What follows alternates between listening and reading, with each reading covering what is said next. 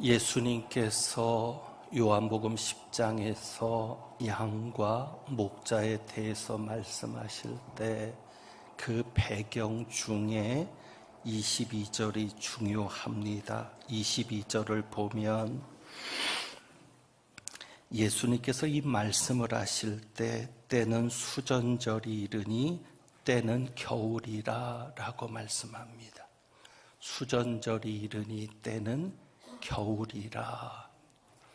그러니까 유대인들은 수전절이 이르렀고 때가 겨울이라는 이 말씀을 들을 때 상황을 잘 이해할 수 있습니다. 수전절은 주전 165년경입니다. 유다 마카비와 그 형제들이 전쟁을 일으키는데 독립전쟁이죠. 안티오커스 에피파네스에게 3년 동안의 전쟁을 통해 결국은 승리하게 됩니다. 그리고 한 일이 헬라인들에 의해서 더럽혀진 성전을 정결하게 하는 일을 하고 그 성전을 수리합니다. 다 마친 다음에 성전 봉헌을 축하하면서 만든 절기가 수전절입니다. 히브리 말로는 하누카, 봉헌이라는 뜻의 절기입니다. 이 절기가 있을 때는 겨울입니다. 겨울은 어떤 느낌이 있습니까? 아주 추울 때입니다. 아주 추울 때인데 이때 양들을 생각하면 얼어 죽지 않게 하는 것이 중요합니다. 양들을 방목할 때이니까 양이 얼어 죽지 않기 위해서 들판에 있는 양들이 얼어 죽지 않기 위해서 필요한 게 무엇입니까? 우리입니다. 우리. 그래서 예수님께서 이 양의 우리를 이야기하시는 겁니다. 평소에도 들판에서 양을 칠 때 우리를 만드는 것은 중요합니다. 왜냐하면 맹수에게서 양들이 죽임을 당하지 않도록, 먹히지 않도록 울타리로 지켜주어야 되기 때문에 중요한데 겨울에는 더더욱 중요합니다. 그래서 얼어 죽지 않게 하려고 나뭇잎이라든지 여러 가지 것으로 지붕을 만들어서 보호를 하는 겁니다. 도둑들도 있을 수 있으니까 문지기를 세우는데 3절에 보면 문지기가 보초를 서는 겁니다. 문지기가 등장을 하는데 오직 그 우리에는 문을 하나만 만듭니다. 다른 데로는 들어갈 수가 없습니다. 오직 문으로만 들어갈 수 있는데 문지기가 지키는 겁니다. 예수님이 우리에 들지 아니한 다른 양들을 16절에 이야기하잖아요. 그러니까 우리에 들지 아니한 다른 양들은 그대로 주면 죽는 겁니다. 반드시 우리에 들어와야만 사는 겁니다. 배경이 그렇습니다. 그래서 양들이 문을 통해서 우리에 들어간다는 것은 생명을 보호받는 겁니다. 사는 겁니다. 우리는 그것을 구원을 받은 것으로 이해를 할 수 있습니다. 그리고 그 우리에 들어가는 문은 한 개입니까? 두 개입니까? 오직 하나입니다. 오직 하나인데 바로 그 문이 예수 그리스도십니다. 7절에 보면 나는 양의 문이라. 그러니 양들이 구원을 얻으려면, 우리가 구원을 받으려면, 우리가 생명을 얻으려면 누구를 통해서만 들어갈 수 있습니까? 예수님을 통해서만 들어갈 수 있습니다. 그래서 오직 예수입니다. 구원을 받을 수 있는 다른 이름을 하나님이 주시지 않습니다. 문은 오직 하나입니다. 예수님을 통하지 않고는 구원을 받을 수 없습니다. 그런데 구원을 받은 것으로만 끝나지 않습니다. 구원을 받은 다음에는 무엇이 필요합니까? 먹을 것이 필요하거든요. 그런데 이 먹을 것이 우리나라는 우리에 넣어놓고 먹을 것을 주잖아요. 그렇지 않습니다. 양들을 들판에 풀어놓고 먹을 것을 먹이기 때문에 양들이 먹을 것을 먹으려면 우리 밖으로 나와야 합니다. 그래서 예수님께서 9절에 말씀하시는 게 그겁니다.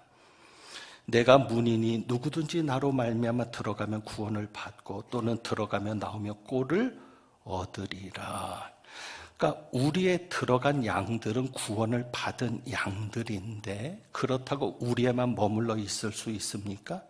아니거든요. 거기에는 먹을 것이 없습니다. 먹으려면 우리 밖으로 나와야 합니다. 그래서 예수님 말씀하시는 거예요. 들어가며 나오며 꼴을 얻으리라. 그래서 양들에게는 두 가지가 필요했던 것이죠. 무엇이 필요했어요? 구원을 받은 것뿐만 아니라 우리 안에 들어가서 구원을 받은 것뿐만 아니라 또 무엇이 필요했던 것이죠? 9절에 꼴이 필요했습니다. 꼴, 먹을 것이 필요했습니다. 그래서 두 가지가 필요한 겁니다. 구원과 꼴입니다. 예수님이 그 두 가지를 말씀하시는 겁니다. 구원을 받고 꼴을 얻으리라. 그리고 10절에 보면 예수님이 오신 목적을 두 가지로 말씀하는데 이것이 9절과도 연관이 됩니다. 자, 10절 같이 읽겠습니다. 시작. 도둑이 오는 것은 도둑질하고 죽이고 멸망시키려는 것뿐이요 내가 온 것은 양으로 생명을 얻게 하고 더 풍성히 얻게 하려는 것이라. 아멘. 9절에서 예수님이 두 가지를 얘기하셨죠. 하나는 구원을 받고 나로 말미암아 들어가면 구원을 받고 우리 안에 들어가서 구원을 받고 그리고 우리 밖에 들어가고 나오면서 무엇을 얻으리라? 꼴을 얻으리라. 두 가지를 말씀하셨잖아요. 그런데 10절에서도 예수님이 이 두 가지 때문에 오셨다고 얘기하는 겁니다. 첫째가 뭐죠? 구원을 받는 것은 내가 온 것은 양으로 생명을 얻게 하고 바로 그것이죠. 구원을 받는 것은 생명을 얻게 하는 겁니다. 그리고 꼴을 얻는 것은 무엇이죠? 생명을 더 풍성히 얻게 하는 겁니다. 그래서 들어가며 나오며 그러니까 예수님이 문인데 그 문으로 들어가며 나오며 다시 말하면 예수님과 관계를 맺고 살아야 되는 겁니다. 예수님과 관계를 맺고 예수님을 통해서 생명의 꼴을 얻게 된다는 것입니다. 자, 생명이 풍성해지는 것이 무엇인가? 오늘 여기에서 우리가 관심을 가져야 될 것이 그겁니다. 생명이 풍성해진다는 것이 무엇인가? 예수님은 단지 우리가 구원을 얻는 것에 만족하지 않으십니다.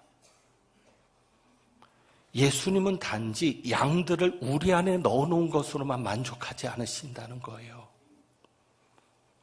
우리가 구원을 받는 것에만 만족하지 않기를 원하십니다.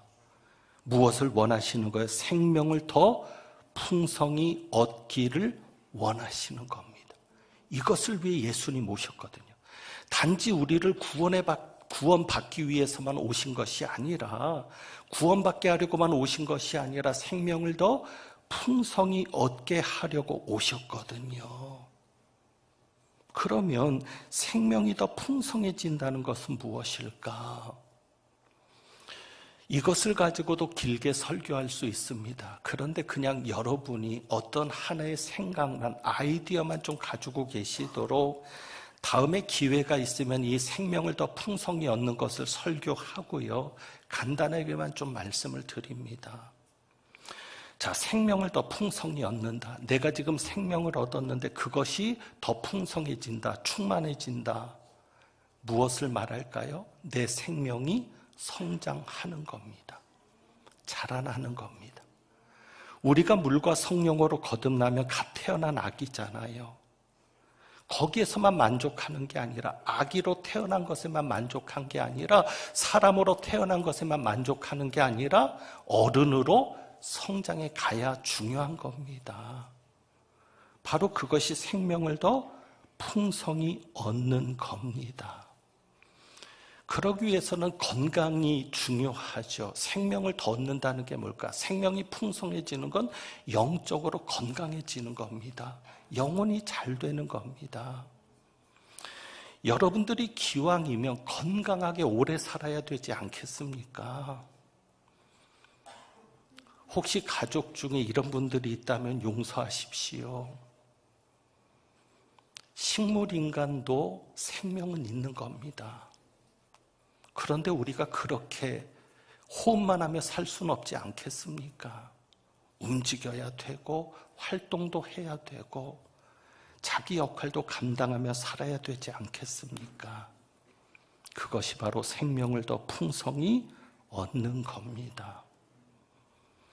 생명을 더 풍성히 얻어야 되는 중요한 이유는 생명이 더 풍성할수록 그 생명의 특징이 나타납니다. 갓난아기를 생각해 보시죠. 갓난아기도 사람입니다. 하지만 사람의 특징이 보여지는 것이 아닙니다. 갓난아기가 기어다니기도 하죠. 기어다니는 것은 사람이 기어다니지 않습니다. 짐승도 기어다니잖아요. 이 생명이 더 풍성해질 때, 생명을 더 얻어갈 때 점점 더 사람답게 사는 겁니다. 그렇다면 예수님이 말하는 이 생명은 누구의 생명이죠? 예수님의 생명이잖아요. 그럼 예수님의 생명이 더 풍성해지면 결국 누구의 모습으로 닮아갈까? 예수님의 모습으로. 결국 예수님을 닮은 모습으로 변화되지 않겠습니까? 오늘 말씀의 제목이 여러분이 구원으로 만족하시겠습니까? 입니다. 절대 내가 우리에 들어왔다고, 내가 이제는 안전하다고, 구원받았다고, 천국 간다고 그것으로만 만족하지 말고 나는 생명이 풍성해지고 있는가? 믿음 안에서 성장해서 어린아이 믿음에서 어른의 믿음으로, 육에 속한 자에서 신령한 자로, 그리고 나를 통해서 예수님의 모습이 잘 드러나고 있는가? 저는 목회를 할 때 바로 이 목적으로 여러분을 지금까지 목양해 왔습니다. 제가 가장 중요하게 여기는 것은 그래서 꼴을 먹이는 겁니다. 꼴을 먹이는 것. 예수님께서 저를 통해서 꼴을 먹이는 것을 가장 중요하게 여겼습니다. 왜? 그래야 생명이 풍성해지니까. 그래서 제가 말씀만을 가지고 설교하려고 했던 이유도 거기에 있습니다. 예수님께서, 부활하신 예수님께서 베드로에게 나타나셔서 네가 나를 사랑하느냐고 물어보실 때 예수님이 베드로의 대답을 들은 후에 사명을 주십니다.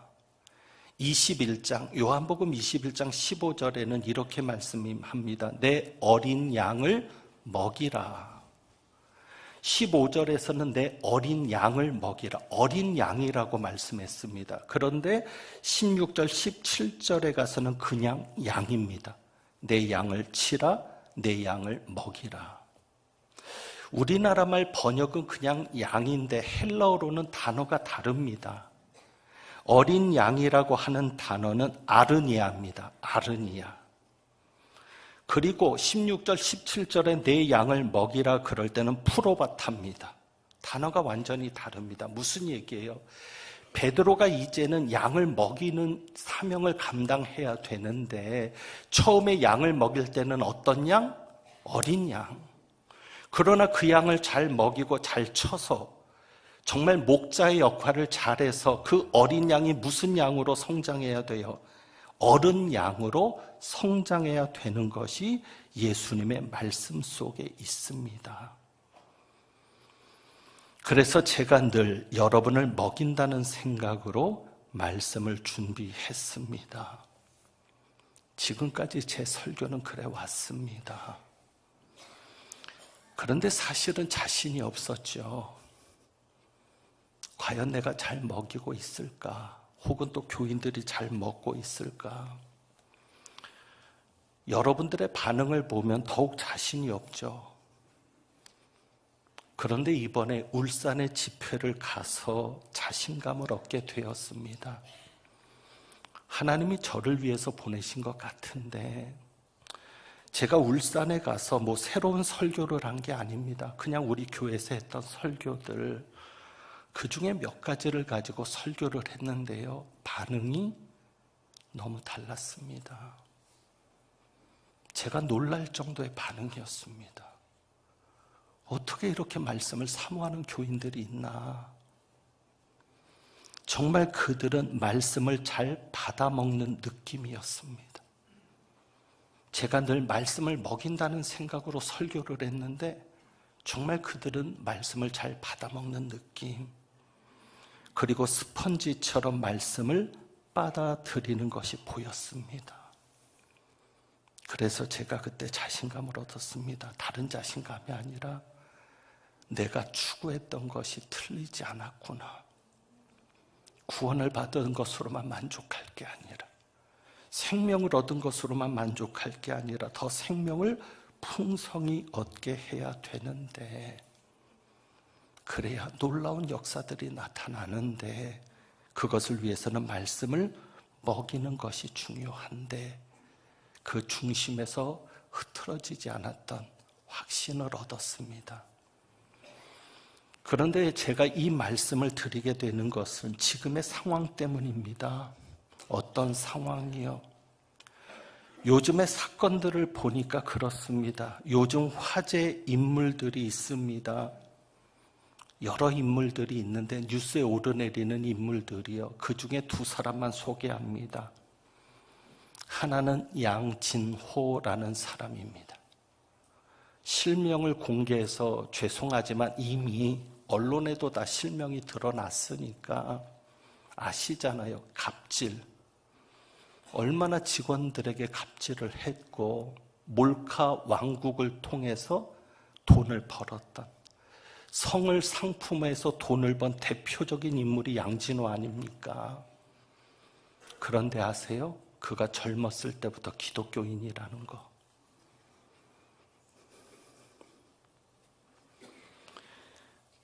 이번에 한 언론사 손녀의 폭언이 화제가 되었습니다.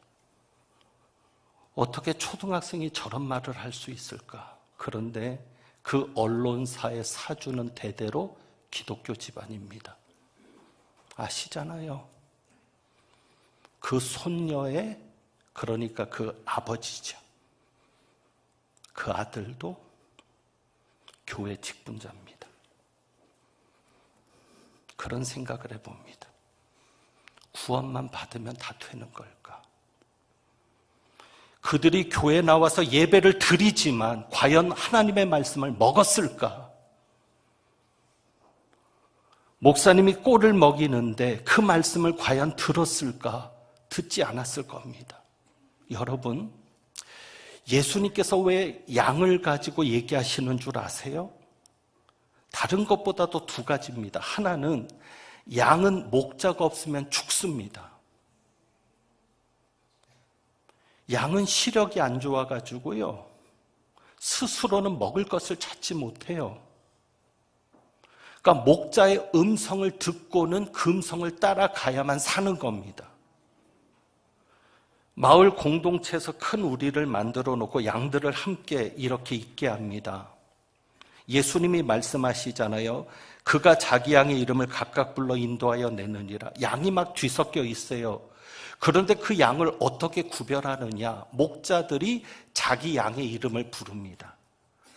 실제로 양에게 이름을 다 붙여놓는다고 합니다. 그래서 목자가 양의 이름을 부르면 양들이 시각은 안 좋은 대신 무엇이 발달했을까요? 청각이 발달했거든요. 그러니까 기가 막히게 자기 목자의 음성을 듣고는 거기로 따라가니까 양이 정확하게 구별이 되는 겁니다. 그래서 그 목자의 음성을 바로 따라가야만 먹을 것도 먹고 마실 물도 마시고, 물도 마시지 않으면 죽거든요. 냄새가 나니까 짐승에게 더 표적이 되고요. 그래서 예수님이 양의 비유를 말씀하시는 건 두 가지입니다. 양은 절대 목자가 없으면 죽는다. 우리는 예수님이 없으면 죽습니다. 또 하나는요, 양이 가장 잘하는 게 있는데 실제로는 성격이 그렇게 좋지 않다고 합니다. 제가 찾아보니까. 그런데 양이 잘하는 게 하나가 있는데 잘 듣는 거죠. 교인들 중에도 잘 듣는 교인은 삽니다. 그게 하나님의 말씀 아닙니까? 그러니 과연 그들이 설교를 들었을까? 그냥 교회만 나와서 예배 자리에 앉아있기만 하지 않았을까? 여러분, 이번에 선거를 해보니까 제가 다시 한번 꼴을 먹이는 것에 대해서 생각하게 되었는데요. 다른 교회에서 오신 분들께 참 감사드립니다. 저희 교회가 건축하고 난 다음에 다른 교회에서 많은 분들이 오셨습니다. 저는 절대 교회가 큰 것을 자랑하지 않습니다. 왜냐하면 우리가 전도해서 오신 분들이 아니거든요. 그렇잖아요. 처음 예수 믿는 분들보다는 다른 교회에서 믿는 일꾼들이 많이 오셨거든요. 그래서 저희 교회가 이렇게 어려운 중에도 든든할 수 있었는데, 근데 따지고 보면 사실 다 타교인입니다. 그렇잖아요. 여기에서 태어나서 교인이 되신 분들 제외하고는 다 다른 데서 오신 겁니다. 10년 전에 오셨든 20년 전에 오셨든. 그러니 내 교회라고 주장할 것도 없고 텃세 부릴 것도 없는 것인데, 제가 다른 교회에서 오신 분들께 감사하는 것은요, 저희 교회는 항존직 되기가 하늘의 별 따기보다 힘듭니다. 아시잖아요. 그런데 항존직 되기가 쉬운 교회들이 있습니다. 참 여러 교회 많죠. 특별히 그런 교회는 담임 목사님이 추천을 해서 그거를 후보에 올려서 바로 선거에서 뽑히게 합니다. 그러니 실제 저도 보았고 들었는데 교회를 옮긴 지 몇 달 되지 않아서 임직식을 하는 겁니다. 그런데 그런 교회는 교인들이 몰립니다. 왜요? 쉽게 직분을 받을 수 있으니까. 그렇지 않겠습니까? 그러니까 전화를 합니다. 나 여기 와서 다시 권사됐어. 그러니 당신도 와. 그럼 금방 될 수 있어. 그런데 저희 교회는요, 항존직 되기 어렵거든요. 후보를 정하지도 않고 다른 교회에서 오니 교인들이 알지도 못하지 않습니까? 그러다 보니 5년이 되고 10년이 되고 15년이 돼도 다른 교회에서 이미 검증된 분들인데, 장로가 되었고 안수집사가 되었고 권사가 되었던 분들도 이미 그만한 자격이 있어서 하나님이 세워주신 건데, 그런 분들도 저희 교회 오면은 직분받기 어렵거든요. 그런데 제가 감사한 것은 안 떠나시는 겁니다. 직분을 안 주는데도 안 떠나는 겁니다. 견디시는 겁니다. 왜 그럴까? 여러 가지 이유가 있지만 그 중에 하나가, 그래도 이 교회는, 광릉내 교회는 제대로 된 꼴을 먹을 수 있어. 그래도 광릉내 교회에서 듣는 설교는 내 영혼을 살리는 설교야. 그것 때문에 이분들이 견뎌주시는 것 아닐까? 너무 감사한 거죠. 저에게는 힘이고요. 그래서 약속드립니다. 말씀 하나로 견뎌주신 분들께 감사하면서 앞으로도 제대로 된 꼴을 먹이도록 최선을 다하겠습니다. 여러분이 정말 집중해서 설교를 듣고 가면 여러분의 영혼이 살아나는, 여러분에게 생명이 더 풍성히 얻어지는 그런 설교가 되도록 제가 최선을 다하겠습니다. 그리고 아무쪼록 여러분, 구원을 받은 것에만 만족하지 마십시오. 성장해야 합니다. 변화되어야 합니다. 자라가야 합니다.